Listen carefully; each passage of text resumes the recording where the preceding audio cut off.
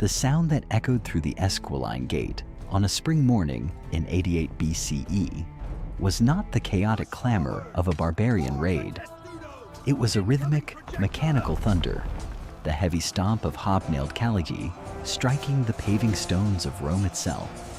For 400 years, no Roman general had dared to lead armed legions across the sacred Pomerium boundary. To do so was not just treason, it was a religious abomination that stripped a man of his command and his citizenship.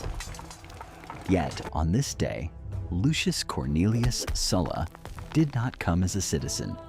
He came as a conqueror, turning the swords of 6 legions against the very Senate that authorized them. Welcome back to World Chronicles. Today, we witness the moment the Roman Republic effectively died, not by foreign conquest, but by suicide. We are looking at the day political rivalry turned into civil war, setting a bloody precedent that would eventually lead to the rise of Caesar and the fall of freedom. But to understand how a hero of the Republic transformed into its first tyrant, we must look at the deadly insult that drove a proud man to madness. To understand the fire that burned Rome, we must first look at the 2 men holding the torches. By 88 BCE, the Republic was trapped in the gravity of 2 colossal egos, each incapable of existing in the other's shadow. On one side stood Gaius Marius. At 69 years old, Marius was a living legend, the 3rd founder of Rome. He was a novus homo, a new man of non-noble birth, who had risen through sheer military genius to save the Republic from the Germanic tides of the Cimbri and Teutones. He had held the consulship an unprecedented 6 times, reorganizing the legions and allowing the landless poor to serve. But age had not tempered his ambition. It had only sharpened his jealousy. Marius was an aging lion, heavy with scars and glory, yet terrified of becoming irrelevant. He spent his days in the Campus Martius, grimly exercising with the young recruits, desperate to prove his body had not yet failed his spirit. Opposing him was Lucius Cornelius Sulla. 50 years old, Sulla was a study in contradictions. He possessed the bluest of patrician blood, but had grown up in the humiliating poverty of a rundown apartment block, associating with actors and prostitutes rather than senators. He had clawed his way back to dignitas, that uniquely Roman concept of prestige and worth, through ruthless competence. He had served as Marius's subordinate in Africa, capturing the enemy king Jugurtha, a feat for which Marius took the credit. But Sulla kept the signet ring.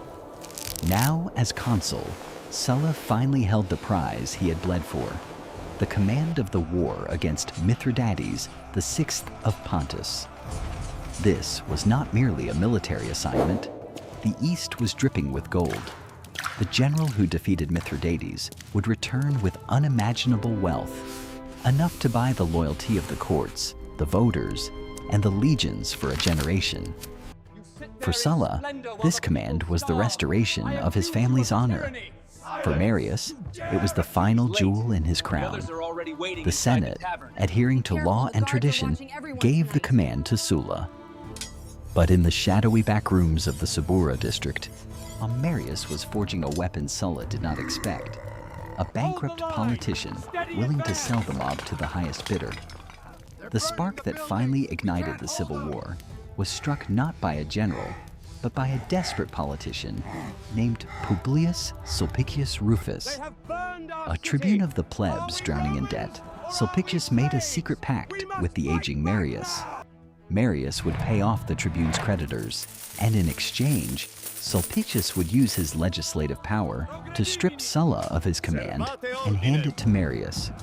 It was a transaction that sold the dignity of the Republic for gold. But Sulpicius knew the Senate would never approve such a blatant theft of authority. So, he turned to violence.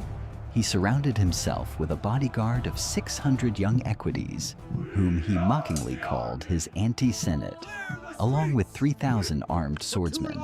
only when Sulla and his co-consul, Quintus Pompeius Rufus, declared a iustitium, a suspension of public business to block the vote, Sulpicius unleashed his mob into the Forum. The sacred center of Rome descended into anarchy. Daggers were drawn where only laws should have ruled. In the chaos, the son of the co-consul was butchered in the street. Sulla himself, the sitting consul of Rome, was hunted down and forced to take refuge in the one place that stung his pride more than death, the house of Gaius Marius. There, with a blade effectively at his throat, Sulla was coerced into lifting the iustitium. He had saved his life, but he had lost his imperium. Humiliated and stripped of his legal powers, Sulla fled the city, escaping the jeers of Sulpicius's gangs. Now the Concilium Plebis immediately voted to transfer the command of the Mithridatic War to Marius. To the casual observer, the political game was over. The old lion had outmaneuvered the young wolf. But Marius made a fatal calculation. He believed Sulla would fade into history as a disgraced exile. He forgot that Sulla was not heading into oblivion. He was heading to the camp at Nola, where 6 loyal legions were waiting for their general. At the siege camp of Nola in Campania, the air was thick with the dust of the social war and the anticipation of Eastern gold. Here, 6 legions, approximately 35,000 battle-hardened veterans, waited for the order to ship out to Pontus. They were not fighting for the Senate. They were fighting for the spoils of war that would secure their retirements. When Sulla arrived, unstripped of his consular dignity, but burning with cold fury, he did not appeal to their patriotism. He appealed to their greed. He gathered the troops and laid out a terrifying prospect. If Marius took command, he would not take Sulla's men. Marius would recruit his own veterans, his own clients, to reap the riches of the East. These men at Nola would be left behind, disbanded with nothing but their scars. A murmur of rage rippled through the ranks. The legions were no longer the instrument of the Republic. They were becoming a private client army, loyal only to the general who could guarantee their pay.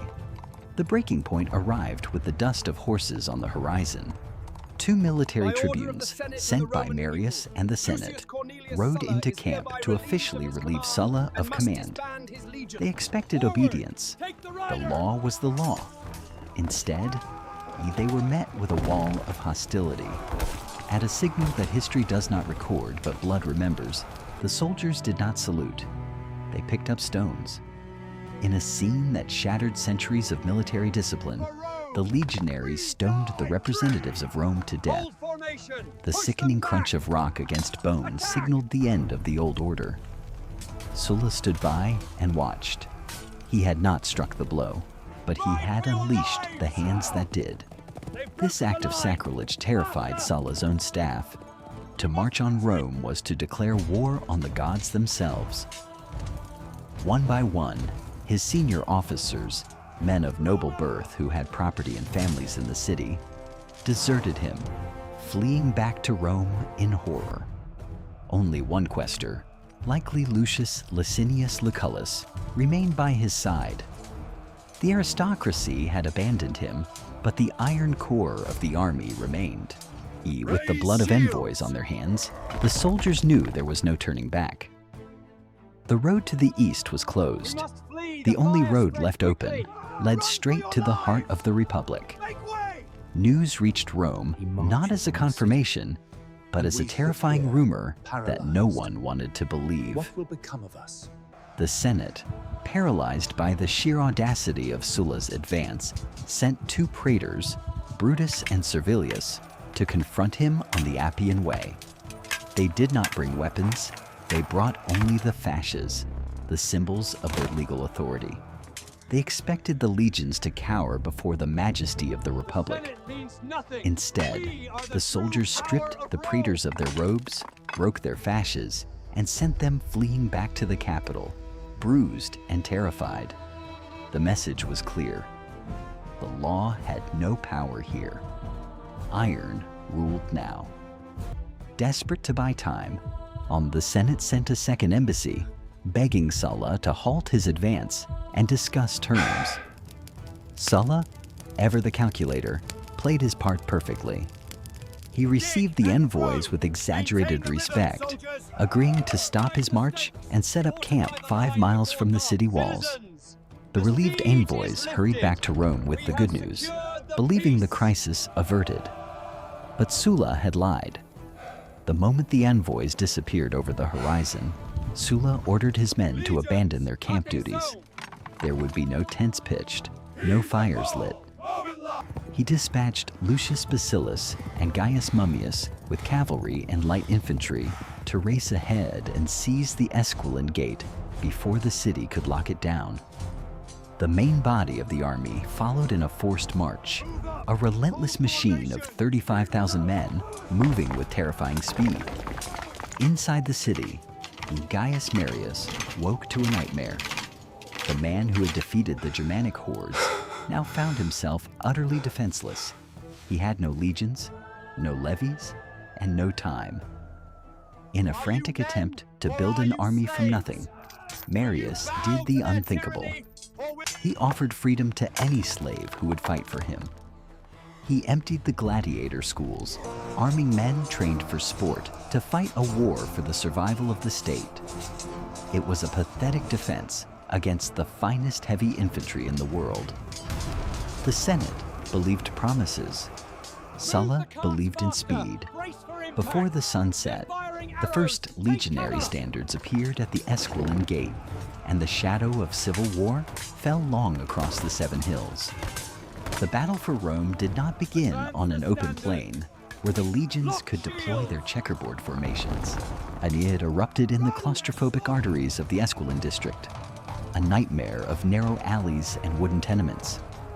As Sulla's vanguard pushed through the Esquiline Gate, they found themselves in a kill zone. Marius and Sulpicius had prepared a defense that turned the city itself into a weapon. From the rooftops, citizens loyal to the old general rained down a deadly hail of roof tiles and stones. In open battle, a legionary scutum shield was a fortress. Here, in the cramped streets, it was a liability against enemies attacking from above. The heavy infantry, trained to fight shoulder to shoulder, began to break. Discipline dissolved into panic as the first man in Rome, Marius, unleashed his gladiators and armed slaves into the fray. The clash of iron against iron echoed off the temple walls, mixed with the screams of civilians trapped in the crossfire. For a moment, it seemed the unthinkable would happen. A professional Roman army might be beaten by a mob in its own capital. Sulla's advance stalled. His men were wavering, terrified not just by the enemy, but by the sacrilege of what they were doing. But Lucius Cornelius Sulla was not a man to be stopped by gods or tiles. Seeing his standards falter, he grabbed a torch from a nearby soldier. His face twisted in a mask of cold fury, he shouted a command that would echo through history. "I order this." He hurled the torch into a wooden house. He then ordered his archers to fire flaming arrows onto the rooftops, where the resistance was thickest. The tactic was brutal and effective. Fire, the great equalizer of antiquity, did not distinguish between soldier and civilian. As the wooden structures caught, the smoke choked the defenders, driving them from the high ground. The roar of the flames drowned out the commands of Marius's officers. Panic shifted sides. The discipline of the legions, momentarily broken by the terrain, reasserted itself as the fire cleared the way. Shield walls reformed, pushing relentlessly through the smoke-filled streets, slaughtering the disorganized gladiators who tried to hold the line. Marius, realizing the battle was lost, attempted one final desperate gamble. He called for the slaves of Rome to rise up and join him, promising them freedom. But it was too late. The heavy infantry of Sulla, the machine of the state, turned against its creator, crushed the resistance. Marius, the savior of the Republic, fled through the Porta Esquilina, as escaping into the marshes like a common fugitive. Sulla stood triumphant amidst the ashes of the district he had just burned, the master of a city that was now silent in terror. But while he had conquered Rome, he had destroyed the invisible barrier that protected it. The sun rose over a city held hostage by its own protector. For the first time in history, the Roman Forum, the beating heart of Republican debate, was silenced by the presence of armed legionaries. Sulla summoned the trembling Senate to the Temple of Castor. But this was no debate. It was a dictation written in steel. With the cold, judicial demeanor of a man who believed himself the agent of necessity, Sulla presented a list. It contained 12 names, including the tribune Sulpicius and the 6-time consul, Gaius Marius.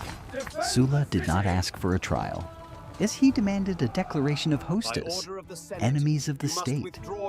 This legal term stripped a Roman citizen of all rights, protection, and property. It meant that any man could kill them without penalty indeed, as a patriotic duty.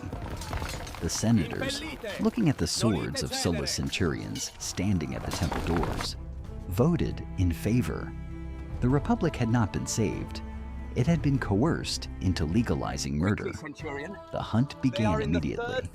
Sulpicius Rufus, the architect of the crisis, was discovered hiding in a villa in the Laurentum marshes, betrayed by one of his own slaves.